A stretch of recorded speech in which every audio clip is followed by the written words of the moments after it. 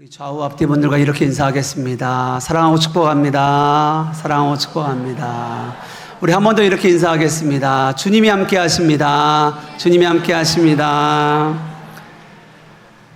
우리가 교회를 다니다 보면 자주 듣게 되는 이야기 중에 하나가 성령 충만입니다. 성령 충만하십시오. 우리 한 번 더 인사할까요? 우리 옆 사람과 성령 충만하십시오. 자, 우리가 성령 충만을 사모해야 된다. 성령 충만을 구해야 한다. 이런 말들을 교회에서 자주 듣게 됩니다. 그럼 여러분들에게 질문하고 싶습니다. 여러분, 성령 충만이 무엇입니까?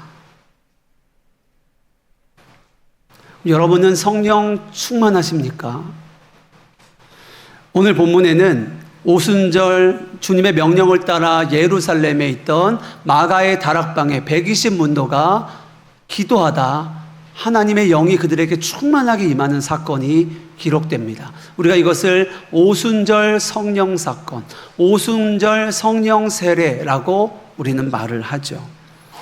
이 사건을 통하여 그들이 성령의 충만함을 입을 뿐만이 아니라 그들이 나아가 복음을 증거하고 교회가 세워지는 놀라운 역사가 시작이 됩니다.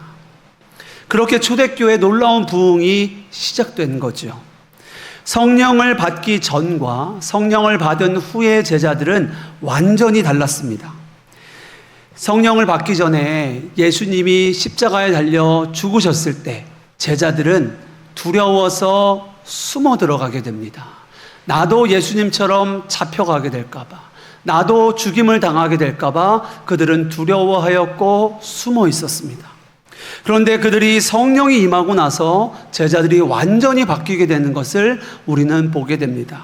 그들이 뛰쳐나가 용기 있게 담대하게 복음을 증거하기 시작합니다. 그리고 거기서부터 역사가 시작이 되어지는 거죠. 그렇게 예루살렘의 영혼권의 열매가 맺히게 되고 수많은 영혼이 돌아오게 되는 놀라운 역사가 시작됩니다. 사도행전의 처음의 말씀처럼 너희가 권능을 받아 예루살렘과 사마리아와 온 땅에 이르기까지 그들이 증인이 되어지는 거죠. 사랑하는 여러분, 이러한 성령의 역사는 초대교회에만 있었던 어떤 특별한 사건이 아닙니다. 지금도 성령님은 우리와 함께 하시고 우리 가운데 동일하게 역사하고 계세요. 오늘 우리에게 필요한 것이 바로 이 성령의 충만, 성령 세례인 줄 믿습니다. 성령 세례라는 말은요, 세례 요한이 가장 처음으로 사용하였습니다. 내 뒤에 오실 예수님에 대해서 그가 말하면서요, 나는 너희에게 물로 세례를 주지만 내 뒤에 오실 그분은 불과 성령으로 세례를 주실 것이다 라고 말을 하죠. 여러분, 그렇습니다. 예수님은 그 약속대로, 그 말씀대로 우리에게 불과 성령을 주시기 위하여 이 땅에 오셨습니다. 예수님은 약속하셨어요. 제자들에게 너희들이 몇 날이 못되어 성령을 받을 것이다. 그런데 여기서 한 가지 분명하게 짚고 넘어갈 것이 하나 있습니다. 그것은 성령을 받은 것과 성령 세례는 다르다는 거예요. 성령을 받은 것과 성령의 충만은 다른 겁니다. 이게 무슨 말인가? 오늘도 여러분은 예수를 믿음으로 이 자리에 오셨습니다. 우리가 예수를 믿을 때 성령님이 임하세요. 그래서 우리는 성령님의 인도하심을 따라 이 자리에 나오게 된 겁니다. 여러분들은 여러분들이 생각하기에 내 생각과 내 의지와 내 결정으로 나는 이 자리에 왔어 라고 생각할지 모르겠습니다. 그러나 예수를 믿는 모두에게는 성령이 임하세요. 성령님이 우리에게 인도하십니다. 말씀하세요. 그리고 우리는 그 부르심을 듣습니다. 기도해야지, 예배해야지, 말씀 읽어야지, 교회 가야지. 우리 안에 역사하셔서 성령께서는 우리를 이 자리로 인도하신 거죠. 이러한 성령은 우리가 예수를 믿고 구원을 받을 때 받은 성령입니다. 자, 그런데 이 성령을 받은 것과 성령의 충만함은 다르다는 거예요. 성경은 이 표현을 성령의 권능이 임했다, 또 하늘로부터 위로부터 능력을 입었다 이렇게 표현을 합니다. 그래서 우리가 성령 세례라고 하는 거죠. 성령과 성령 충만은 다른 거예요. 성령과 성령 세례는 다른 겁니다. 그래서 성령 세례는요, 우리가 성령의 충만함을 사모할 때 하늘로부터 기름 부으심이 우리 가운데 임하게 되는 거예요. 우리 가운데 충만하게 임하는 겁니다. 어떻습니까? 여러분은 성령 세례를 받았습니까? 이런 질문을 받을 때 나는 성령 세례를 받았나? 성령 세례가 뭐지? 아직도 이렇게 생각되시는 분들이 있을 수 있어요. R.A. 토레이 목사님이 말씀하신 것을 그대로 그 표현을 받아서 말씀드리면 이런 분들은 성령 세례를 경험하지 못한 분들입니다. 성령 세례를 받은 사람은 자기가 성령 세례를 받았다는 것을 반드시 알게 되어 있다는 거예요. 성령 세례를 받았다는 것은 성령의 충만함을 경험했다는 겁니다. 그러면 반드시 그 감각이 있는 거예요. 그러나 반대로 성령에 대해서 알지 못하고 성령에 대해서 들어는 보았지만 그것을 충만하게 느껴보지 못한, 경험하지 못한 사람들은요, 성령 세례가 뭐지? 성령 충만이 뭐지? 라고 하실 수 있다는 겁니다. 성령을 경험하지 못했기에 시큰둥할 수밖에 없다는 거죠. 왜요? 경험해보지 못했으니까 모를 수밖에 없는 거죠. 제가 하나 예를 들어 보겠습니다. 제가 예전에 코 수술을 한 적이 있습니다. 제가 코 수술을 2번 했는데요. 성형수술한 건 아니고요. 비중격 망곡증 수술을 제가 2번을 했습니다. 저는 그래서 코 수술이 얼마나 힘든지, 고통스러운지를 제가 2번 경험했습니다. 제가 받은 비중격 망곡증 수술은요, 코 중앙에 있는 이 비중격이 태어났을 때부터 기능적으로 잘못되어 있는 거예요. 기능적 장애를 일으키는 문제가 있는 사람들을 비중격, 이 수술을 하는 겁니다. 이 수술이요, 성형수술과 거의 99% 일치합니다. 한 가지가 달라요. 마지막에 코를 예쁘게 다듬느냐 안 하느냐, 그것만 다른 겁니다. 제가 이 수술을 왜 했는가? 제가 중고등학교 때 머리가 너무 아픈 거예요. 머리가 너무 아픈데 이유를 잘 모르겠는 겁니다. 그래서 이 병원 저 병원을 가다가 찾아보니까 제가 코로 숨을 못 쉬는데 이것이 공기가, 산소가 적게 들어가게 되면서 이런 경우가 생길 수 있다라고 하면서 이 수술을 권하게 되었습니다. 그래서 제가 이 수술을 받게 되는데요. 저는 어렸을 때부터 코로 숨을 못 쉬었기 때문에 항상 입으로 숨을 쉬었었습니다. 근데 제가 첫 수술을 겨울에 받았는데요. 제가 그 수술을 받고 이제 회복이 되어져서 코 안에 있던 모든 솜들을 다 꺼내고 처음으로 그 시원한 공기가 코를 통해서 폐부로 들어갈 때의 그 느낌을 처음 경험했습니다. 너무 시원하더라고요. 제가 한 번도 경험해보지 않았던 느낌이었어요. 감각이었습니다. 저는 그 전까지는 다 저처럼 살아가는 줄 알았어요. 다 저처럼 숨 쉬는 줄 알았습니다. 근데 코로 숨 쉬는 방법이 있다는 것을 제가 그때 안 겁니다. 제가 신세계를 맛보게 된 겁니다. 저는 그 전까지는 그런 감각 자체가 없었던 거예요. 여러분, 하늘로부터 임하는 성령 세례를 받으면은요, 세상이 줄 수 없는 놀라운 기쁨과 평안과 위로가 하늘로부터 임하게 됩니다.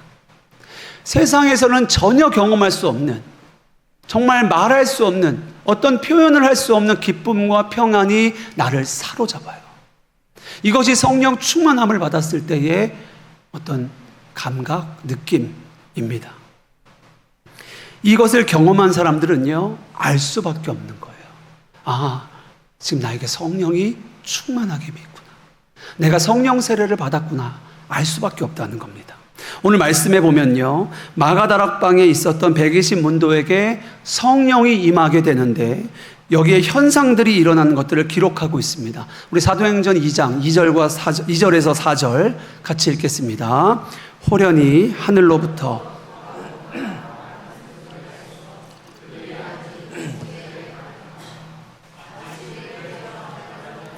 그들에게 보여 각 사람 위에 하나씩 임하여 있더니 그들이 다 성령의 충만함을 받고 성령이 말하게 하심을 따라 다른 언어들로 말하기를 시작하니라.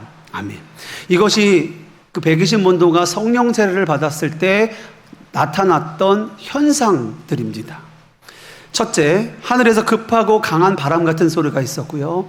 불의 혀 같은 것이 그들의 각각의 머리 위에 있었다라는 겁니다. 그리고 마지막으로는 모든 제자들이 세계 각국의 방언들로 말하기를 시작했어요.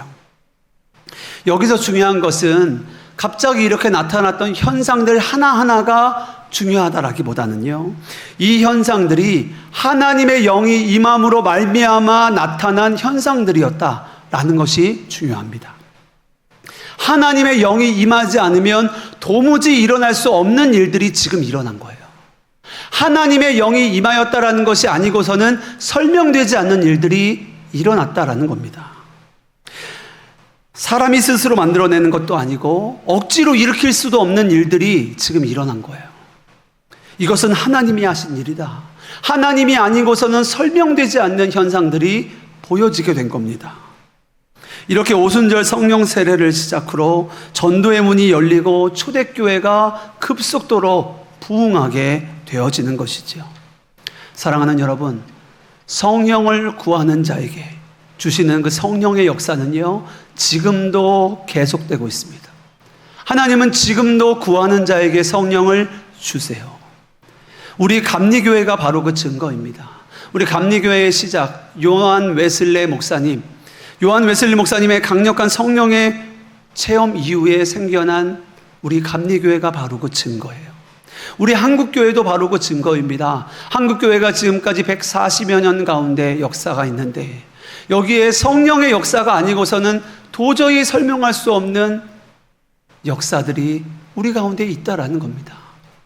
그리고 가장 최근에 2023년 미국 켄터키주에서 에즈베리 대학에 있었던 놀라운 성령의 역사도 마찬가지예요.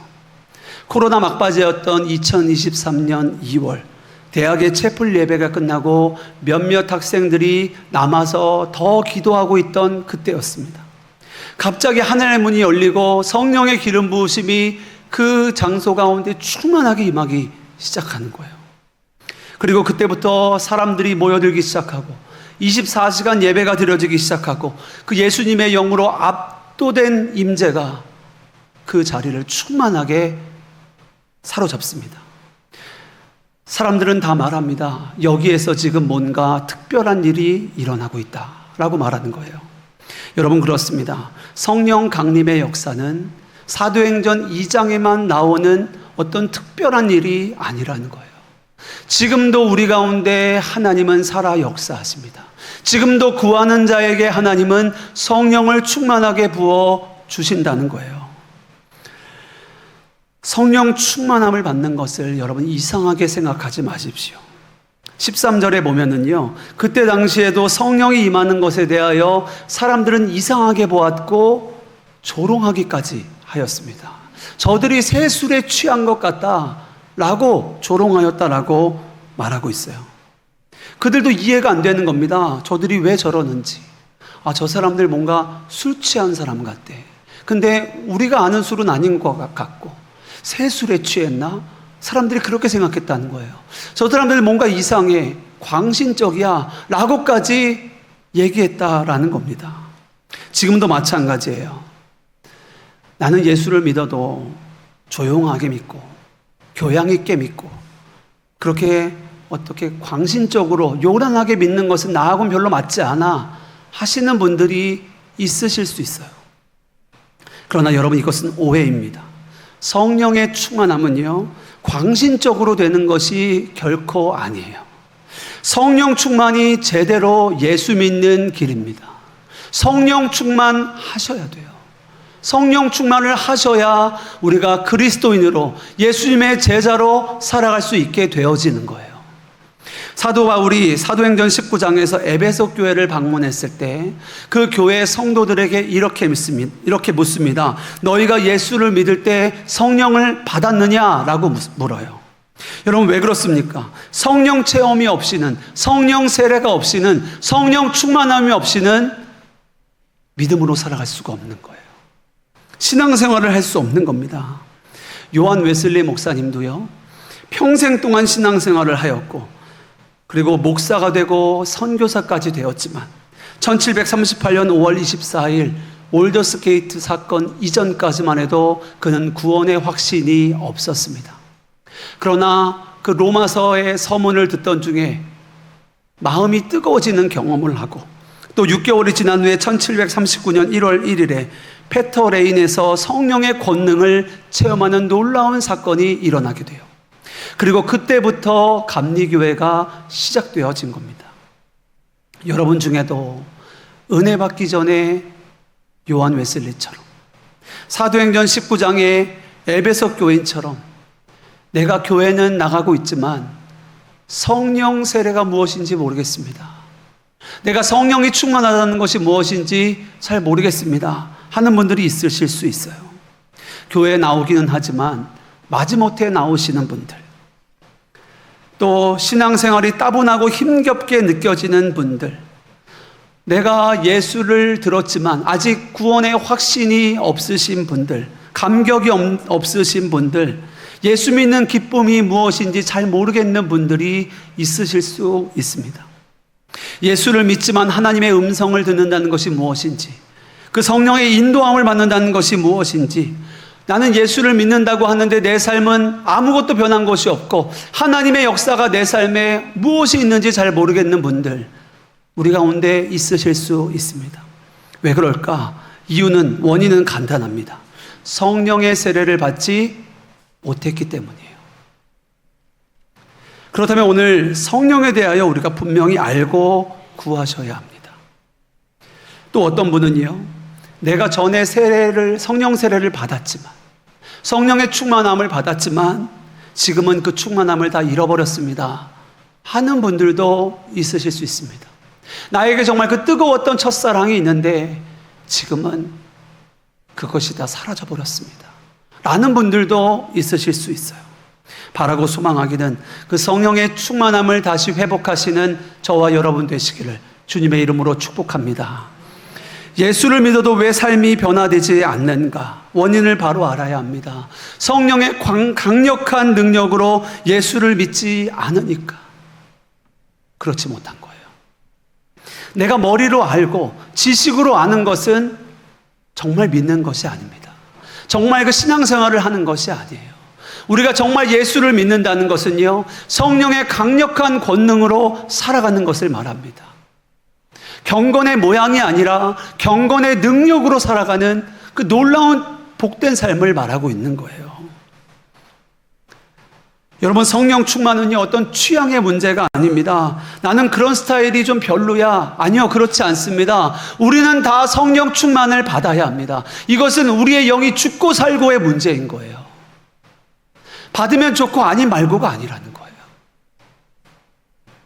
여러분, 다시 한번 축복합니다. 성령 충만, 성령 세례 잘 모르겠다 하시는 분은 성령을 구하여 성령의 충만함을 하늘로부터 덧입힘 받는 저와 여러분 되시기를 주님의 이름으로 축복합니다. 또 성령을 받았지만 성령의 충만함이 아니라 어느새 세상의 충만함으로 살아가고 있는 분들이 있으십니까? 오늘 다시 돌이켜 성령을 구하시고 성령의 충만함으로 그 믿음으로 살아내고 승리하시는 저와 여러분 되시기를 주님의 이름으로 축복합니다. 오늘 우리가 오순절 마가다락방에 성령이 임한 사건을 보면서 분명히 알게 되는 것 하나가 있는데요, 그것은 하나님은 약속하신 것을 반드시 이루신다는 거예요. 성령 세례는 주님이 주시겠다는 주님의 약속입니다. 우리가 믿는 하나님은요, 신실하세요. 그 약속을 반드시 지키십니다. 변개치 않으세요. 그래서 오늘 예수님이 제자들에게 하신 말씀, 너희는 예루살렘을 떠나지 말고 기다리라. 아버지의 약속을 기다려라. 너희는 여러 날이 못되어 성령을 받을 것이다 하신 그 약속을 붙들고 끝까지 기도하였던 자들에게 어떤 일이 일어납니까? 하늘의 문이 열리고 성령의 기름 부음을 받아 그들이 충만함으로 세상으로 나아가는 거예요. 여러분, 이 약속은 지금 우리에게도 동일하게 주시는 약속입니다. 누가복음 11장 9절에도 보면 이렇게 말합니다. 우리 함께 읽겠습니다. 내가 또 너희에게 이르노니 구하라 그리하면 너희에게 주실 것이요 찾으라 그리하면 찾아낼 것이요 문을 두드리라 그러면 너희에게 열릴 것이니. 아멘. 우리가 이 말씀을 대부분 하나님께 기도하면 하나님이 응답하신다 라는 정도로 이 말씀을 생각하지만, 이 말씀의 앞과 뒤를 같이 보면은요, 이 약속은 성령을 주시겠다는 약속의 의미로 이 말씀을 하셨다는 것을 우리는 보게 됩니다. 너희 하늘 아버지께 구하는 자마다 성령을 주시겠다는 거예요. 문을 두드리라는 거예요. 찾으라는 거예요. 구하라는 겁니다. 그러면 주신다는 거예요.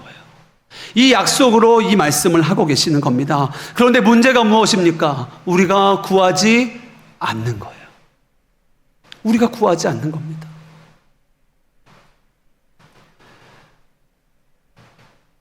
갈수록 주중의 예배가 사그라듭니다. 예배의 불꽃이 사그라들어요. 기도의 불꽃이 사그라듭니다. 우리가 합심해서 모여서 기도해야 하는데 떠나가는 거예요. 흩어지는 겁니다. 우리는 성령의 충만함을 받고 그 충만함으로 흩어져야 되는데 충만함이 없이 흩어지기만 하는 겁니다. 그러면 어떻게 될까요? 무너지는 겁니다. 무너지는 거예요. 지금까지 교회는요, 둘 중에 하나였습니다. 부흥하거나 망하거나. 하나님의 교회는 영원히 부흥할 것입니다. 근데 어떤 자들이요?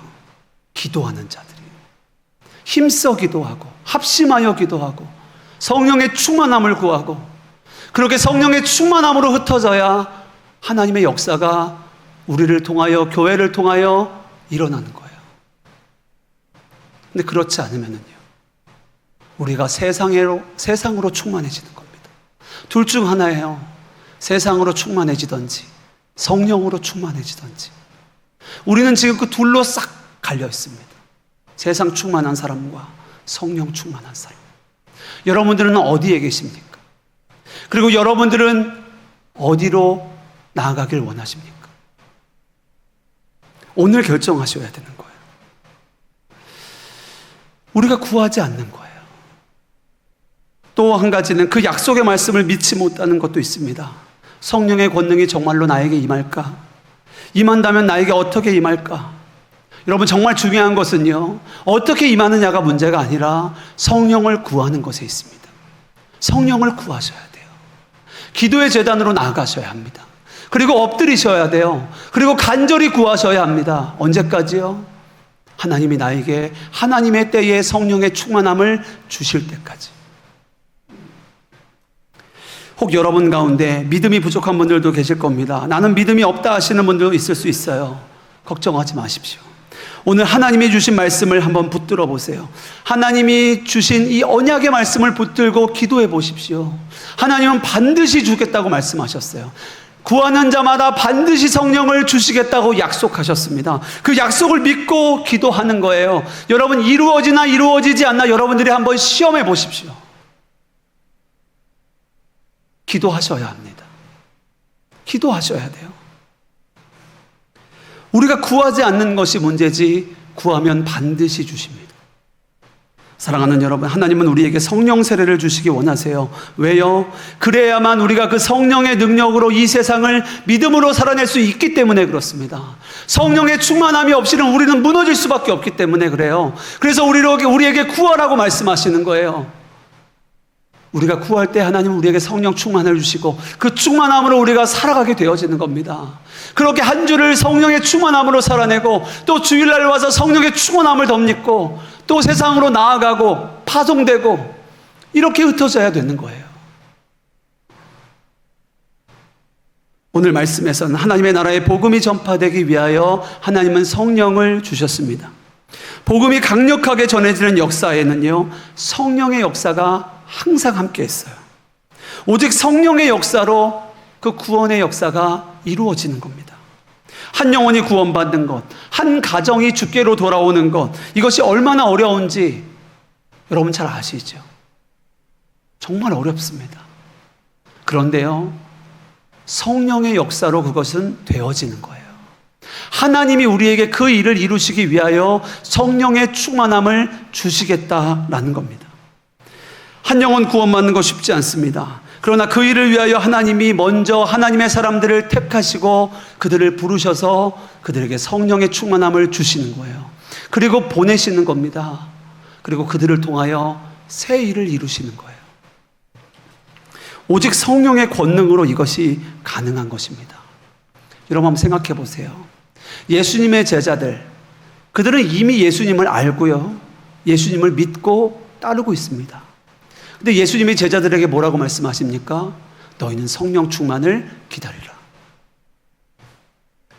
너희가 성령의 권능을 받아야 한다라고 말씀하시는 거예요. 왜요? 예수님은 지금 그들을 통하여 하나님의 계획을 이루어가기를 원하세요. 너희가 권능을 받아 예루살렘과 온 유대와 사마리아와 땅끝까지 이르러 내 증인이 돼야 되는데, 그러기 위하여 너희가 성령을 받아야 돼. 성령을 기다려야 돼. 라고 말씀하시는 겁니다. 반대로 우리의 삶 가운데 하나님의 역사가 없다면, 어떤 영혼 구원의 역사가 없다면 문제는 하나님께 있는 것이 아닙니다. 바로 나에게 있는 거예요. 우리가 기도하지 않고 성령을 구하지 않는 것에 있는 겁니다. 내가 애쓰고 노력한다고 되는 것이 아니에요. 우리가 성령의 충만함을 덧입고 그 성령의 능력으로 나아갈 때 그 일이 되어지는 겁니다. 그리고 또 하나, 우리가 교회에서 성도들과 교회를 섬길 때에도 성령 세례를 받으셔야 돼요. 여러분이 한번 이것을 경험해 보시기 바랍니다. 똑같이 교회 봉사를 할지라도요, 성령 세례를 받아 성령의 권능으로 하는 사람과 내 힘과 내 의지로 하는 사람은 다를 수밖에 없는 거예요. 사람의 힘으로 하는 것과 성령의 능력으로 하는 것이 어찌 같을 수 있겠습니까? 다를 수밖에 없는 거예요. 여러분 가운데 신앙생활하는 거 참 힘들다. 나에게 주신 직분 참 버겁다. 사명 감당하기 어렵다. 기도도 힘들고 전도도 힘들고, 이런 분들은 답은 하나입니다.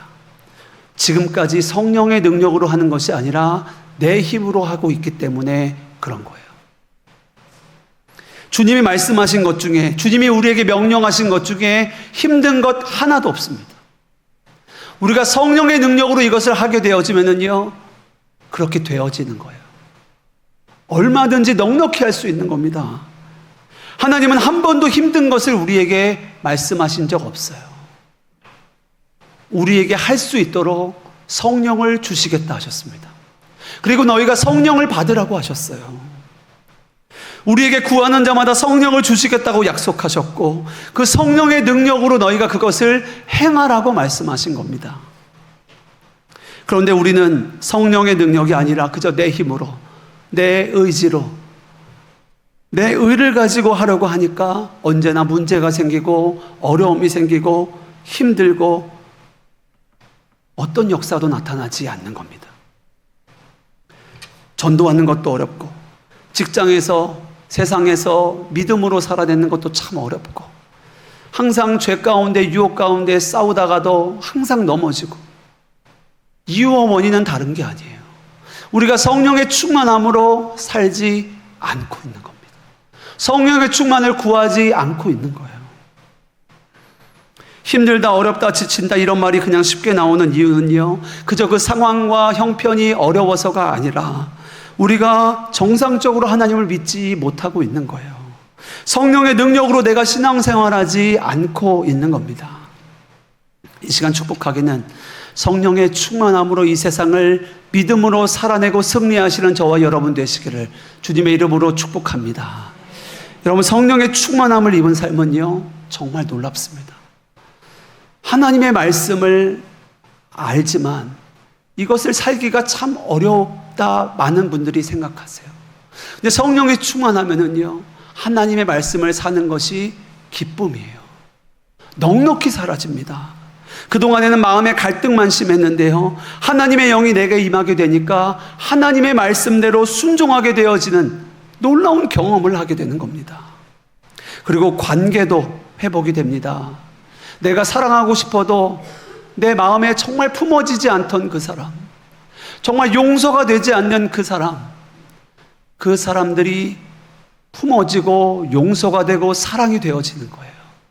하나님의 성령으로 충만하면 관계가 회복이 되어집니다. 뿐만 아니라 우리의 모든 영적으로 묶여있던 것들도 성령이 임하게 되면 다 풀어지는 거예요. 끊어지는 겁니다. 주의 영이 임하면 내가 온전하게 되어지고 그 모든 저주의 사슬이 끊어지는 겁니다. 뿐만 아니라요, 우리의 삶의 목적도 분명하여집니다. 이전에는 내가 이걸 해야 되나 저걸 해야 되나, 이리 갈까 저리 갈까, 이렇게 어디 갈 바를 알지 못하고 헤매이던 나였는데 예수 그리스도의 영으로 충만하게 되어지면 하나님 나라의 분명한 목적이 생겨지게 되는 거예요. 그리고 비전이 생겨지게 되는 겁니다. 환상을 바라보게 되는 거예요. 그리고 삶의 의미와 목적이 분명해집니다. 그리고 그 길로 나아가게 되는 거예요. 이제는 자기중심적인 삶에서 하나님 나라 중심으로 삶이 변화되어집니다. 그리고 무엇보다 중요한 것은 성령이 충만하게 되면 전도의 문이 활짝 열립니다. 성령이 충만하게 되면은요, 우린 나가서 증인이 돼요. 그래서 주님을 증거하게 됩니다. 그리고 나를 통하여 하나님이 역사하세요. 그렇게 한 영혼 한 영혼이 돌아옵니다. 우리 교회가, 이 공동체가 성령 충만한 교회가 되면 어떻게 될까요? 우리가 이 지역을 변화시키는 교회가 되어지는 거예요. 우리를 통하여 이 지역이 하나님께로 돌아오게 되는 겁니다. 하나님을 예배하는 지역이 되는 거예요. 한국 교회가 변하면은요, 열방이 바뀌는 거예요. 여러분, 이것이 하나님께서 오늘도 지금도 우리에게 행하시고 있는 일입니다. 우리에게 말씀하시는 거예요. 성령 충만을 받으라는 거예요. 성령 충만을 한 번 받으셨다고 말 것도 아닙니다. 우리는 성령 충만을 계속하여 구해야 돼요. 왜요? 우리는 세상을 살아갑니다. 우리가 세상을 살아가다 보면은요, 우리의 시선이, 우리의 마음이 나뉘어지고 빼앗기게 돼 있어요. 그래서 우리는 기도하는 겁니다. 주님께 구하는 거예요. 하나님, 나에게 성령 충만을 주십시오. 내가 성령 충만으로 살아가게 하십시오. 성령 충만하신 분 아실 거예요. 가정에서도 내 모습부터가 다릅니다. 같은 상황과 형편을 만나도요, 내가 대하는 태도부터가 달라져요. 성령이 충만한 나와 세상에 충만한 나는 완전히 다릅니다. 사랑하는 여러분, 오늘 오순절 마가다락방에 성령이 임하면서 놀라운 부흥이 임하였습니다. 예수님의 약속의 말씀을 붙들고 기도하였던 120문도에게 하늘의 문이 열리고 성령의 기름 부으심이 임해요. 그리고 그때부터 부흥은 시작되어 지금까지 전 세계 모든 민족 가운데 하나님은 살아 역사하고 계십니다. 지금 하나님은 우리 가운데도 함께 계세요. 그리고 오늘도 우리에게 구하는 자마다 내가 성령을 줄 것이다 말씀하십니다. 누가 이 약속의 말씀을 붙들고 기도하시겠습니까? 사랑하는 여러분, 오늘 우리가 드릴 기도 제목은 한 가지입니다. 하나님, 제게 성령의 세례를 주십시오. 내가 성령의 충만함으로 이 세상을 살아내고 승리하게 하여 주십시오. 구하면 주신다고 했어요. 우리의 기도가 회복되어지기를 원합니다. 기도의 자리로 나아가십시오. 그리고 부흥을 갈망하십시오. 이 시간 축복하기는 성령의 충만함으로 이 세상을 살아내고 승리하고 싸워내는, 그렇게 하나님께 영광 돌리는 저와 여러분 되시기를, 우리 아름다운 교회가 되기를 주님의 이름으로 축복합니다.